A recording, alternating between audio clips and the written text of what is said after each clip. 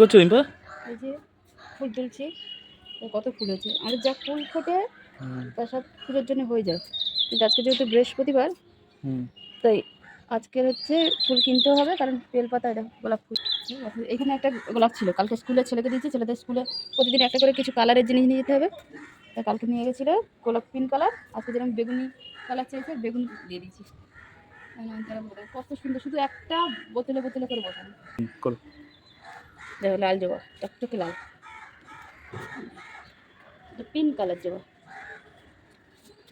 এই গাছগুলো সব ডাল কেটে দিয়েছি, এখন কম ফুল ফুটছে, যেমন এরপরে সব অনেক ফুল ফুটবে। চন্দন কালার, আর এটা হচ্ছে সাদা কালার জবা, আর এটা হচ্ছে পার্পল কালার জবা।